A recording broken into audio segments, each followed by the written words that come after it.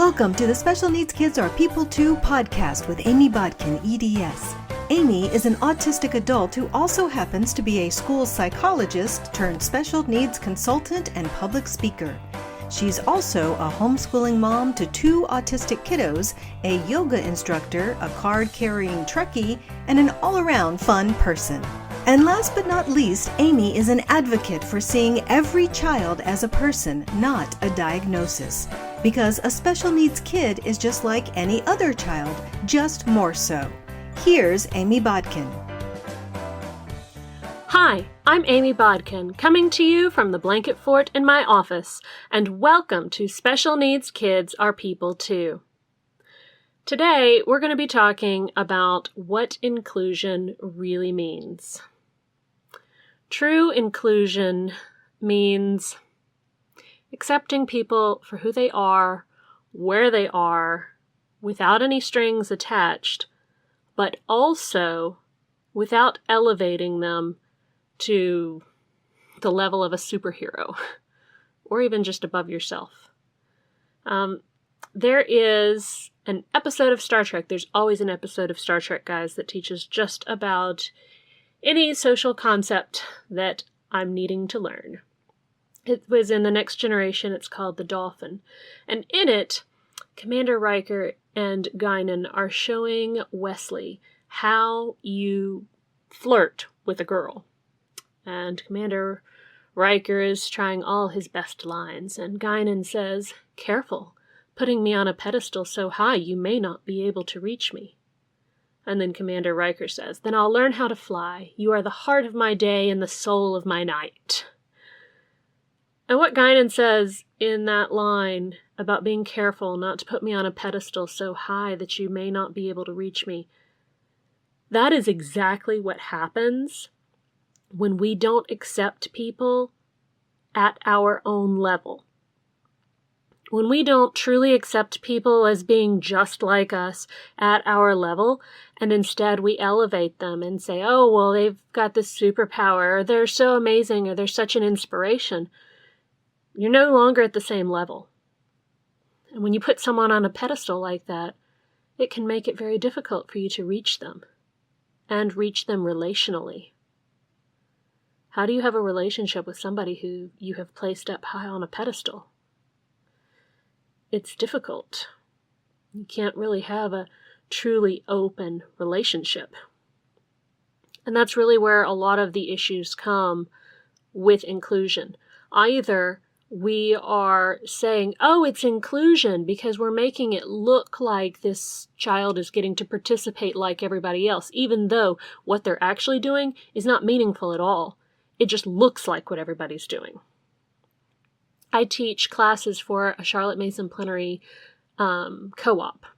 It's called the Charlotte Mason Co-op, and I teach classes online. I have all different levels of interest in different things. This semester I'm teaching woodworking and yoga. And I've got kids in there who are preschoolers, I've got kids who are non-speaking, I've got kids who are about to graduate high school. There's just so many different kids with so many different levels of interest in different subjects. And what we work on really hard with my classes is making sure that they're inclusive. And honestly, we do that with the entire co-op. All of the teachers who teach in a Charlotte Mason co-op have access to me, and we work to make sure that every child gets to be truly included, and not just included in a way that makes them look like they're included, but not really being included. So with woodworking, there is a prerequisite that you need to be able to manipulate the tools, typically with your hands. But I always provide a lot of options. So our first week of class, we were talking about wood and the different properties of wood and how that impacts what you choose. Not all the kids were interested in that part. That's okay. They can work where they're at. And one of the things I've said often about woodworking and also handicrafts in general is that I have one child who started using tools at 3 years old, and I have another child who was figuring out the hammer by about 10. my 3-year-old was not interested and really had no language at all and couldn't understand about all the details. But she was great at figuring out how to put things together and how to use a tool. And she built a table at about, I think, 4 years old. And it stood up. It was not pretty, but it stood up. And so we all come to subjects where we're at. And I think, and a lot of people find it difficult to teach to that wide of a range of abilities. I think the real key to being able to do that is making sure that you're providing a feast of learning. So you're not just providing things at the level you're teaching, you're providing lots of different options.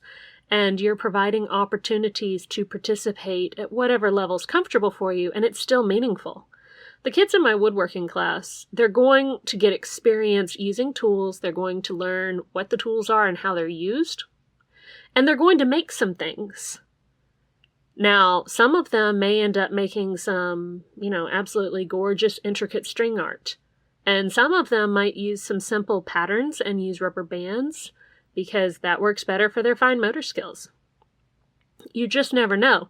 But by providing options, people are actually able to really be included instead of going, oh, well, we're doing this, so we're going to make it look like you're doing this and participating, and we're going to help you a lot.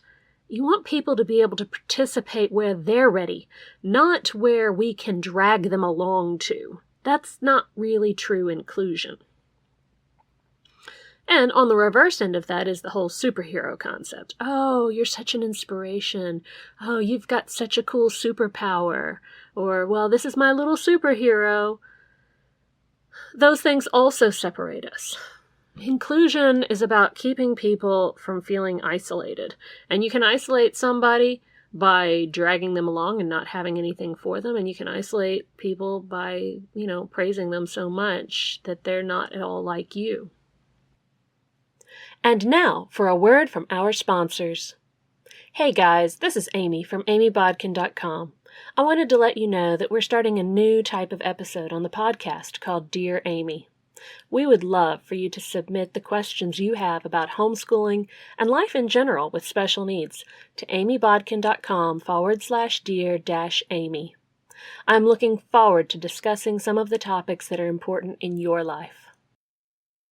One of the things that I am super excited about announcing today is that we're also about to start another series in the podcast. And I've been planning this since we first started talking about the podcast. And this series is going to be called Profiles in Personhood. I got the idea for the name from the book Profiles in Courage by John F. Kennedy. And I really found that book to be inspiring. And I'd like to share briefly the story that Caroline Kennedy recorded about what really gave her father the idea for the book. This is from the introduction of Profiles in Courage. John F. Kennedy began his public service career as a PT boat commander in the South Pacific in World War II. While on patrol on the night of August 2, 1943, the PT-109 was rammed by a Japanese destroyer, the Amagiri, and exploded into flames, throwing crew members into the burning water. 2 were killed, and 1 was burned so badly he couldn't swim. Clutching a strap of the injured man's life jacket in his teeth, Lieutenant Kennedy towed the wounded sailor to the nearest island 3 miles away. For the next 6 days, with little food or water, the men hid, fearing they would be captured by the Japanese. Each evening, Kennedy swam through the shark-infested waters to other islands seeking help, until he was spotted by 2 Solomon Islanders, Ironi Kumana and Biyuki Gasa. They picked a coconut onto which Kennedy carved a message, which they took to the hideout of a nearby Australian coast watcher who arranged rescue. In the summer of 2002, a National Geographic Society expedition found that the legend of John F. Kennedy's courage lives on in the faraway Solomon Islands. Using remote-controlled vehicles with underwater cameras, explorer Robert Ballard and his team discovered the sunken PT-109.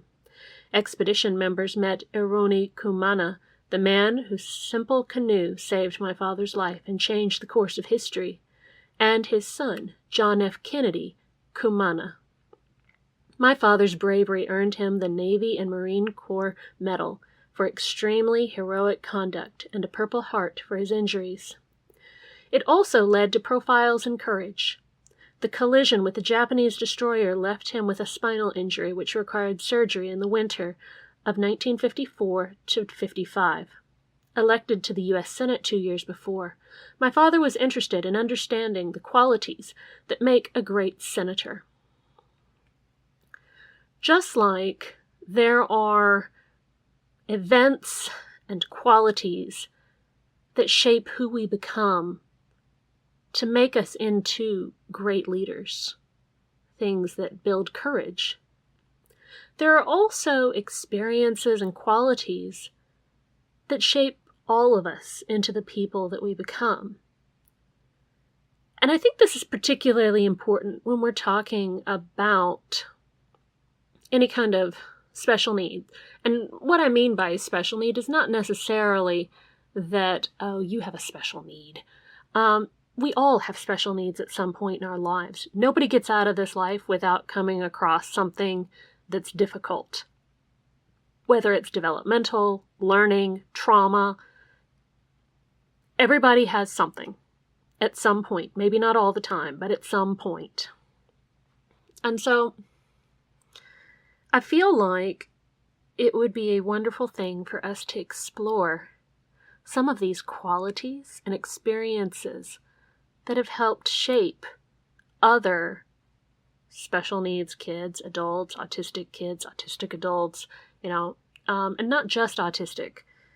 But what are some of these experiences? What are some of these qualities? How do they see themselves? What is it about their personhood?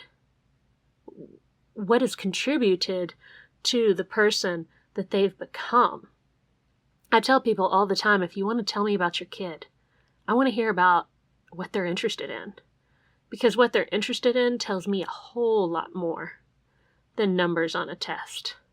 Even though I do love to look at test scores because I do find it useful. It's data, but it doesn't tell me about the person. It just gives me a little more information. And so with this series, I want to highlight that special needs kids really are people too. That we all have personhood.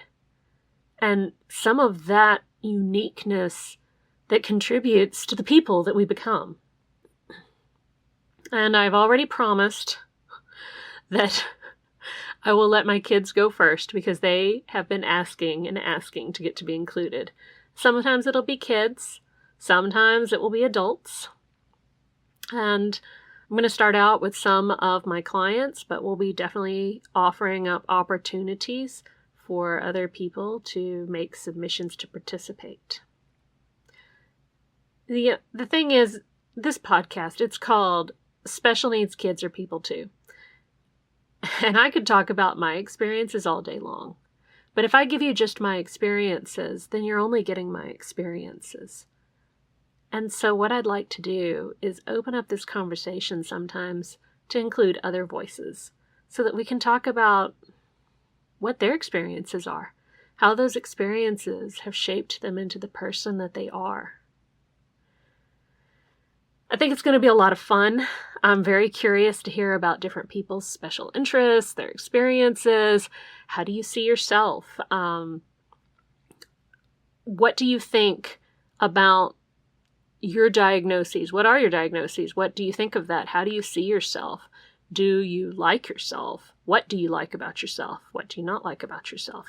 Those are all very interesting questions. And I find a lot of times I gain a lot of insight by listening to other people with different experiences as to how that has shaped them. And it really gives me a broader perspective on how I can support my own children as they're growing and changing, and also work with clients. No one person's experience is the same. And really, if you want to talk about inclusion, and how we can be more inclusive and truly accepting, I think that's where you really have to start. What do you like? Who are you as a person? How do you see yourself? What do we have that's the same? Not, oh, wow, you're so different from me and that makes you so special, because that feels false. Not, oh, well, you can't do what I can do, but we can help you along and you can come along right with us and feel included. Well, that doesn't really feel included. It only feels included when you're able to be yourself.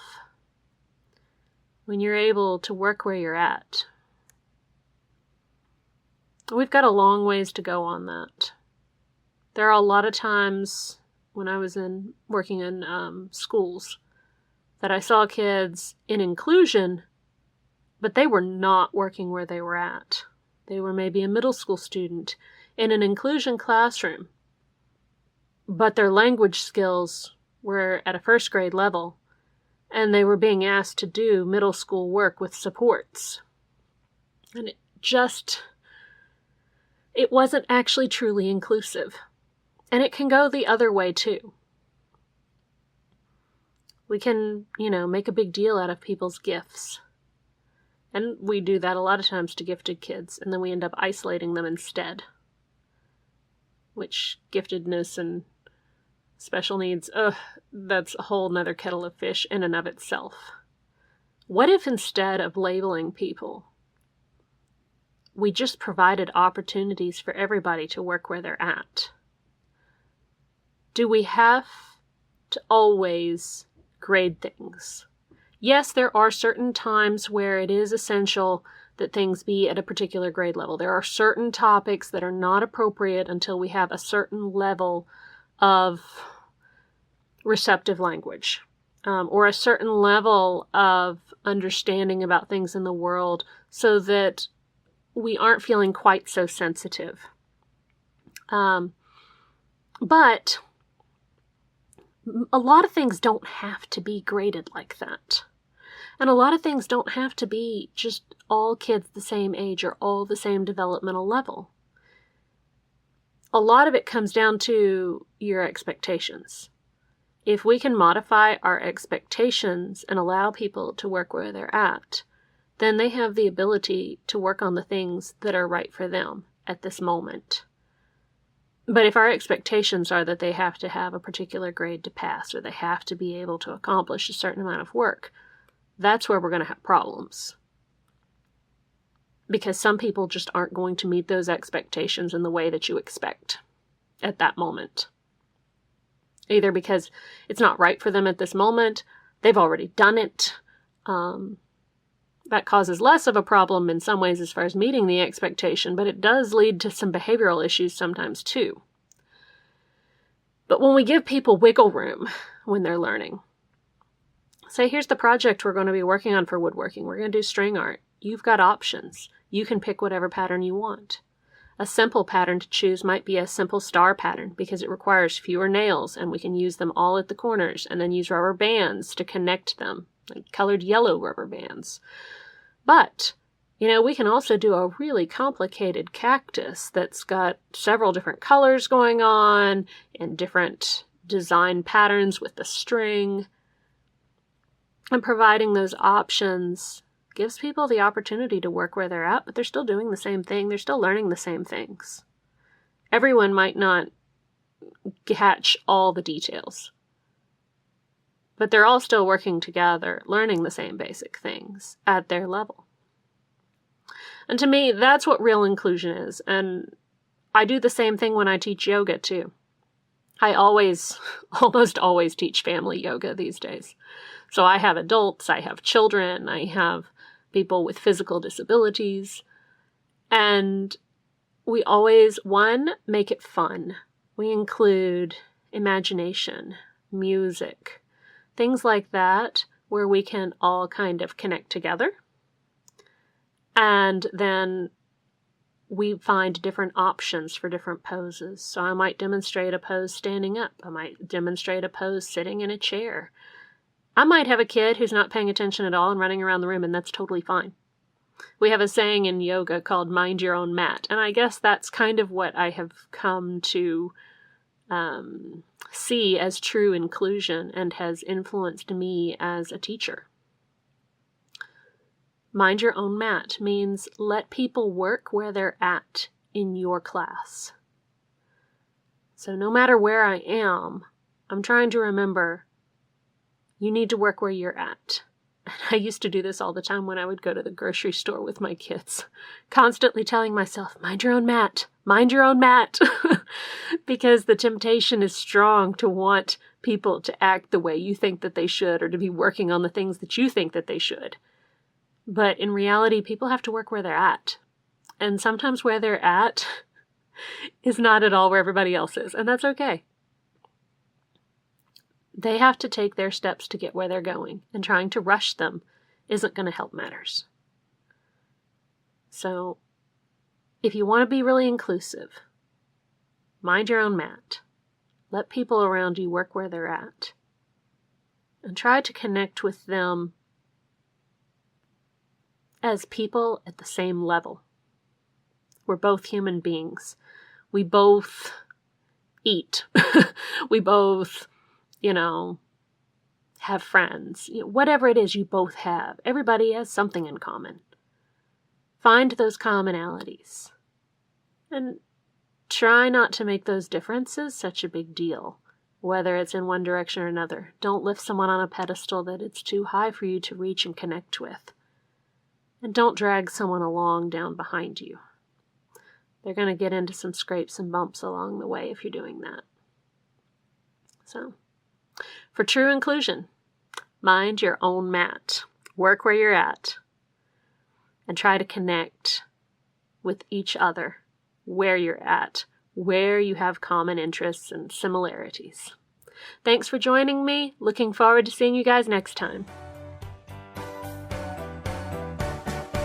We hope you had fun listening to today's episode and gained some new insights into the wonderful variety of people in our world. You can find out more about Amy's advocacy work at amybodkin.com. And remember, special needs kids are people too.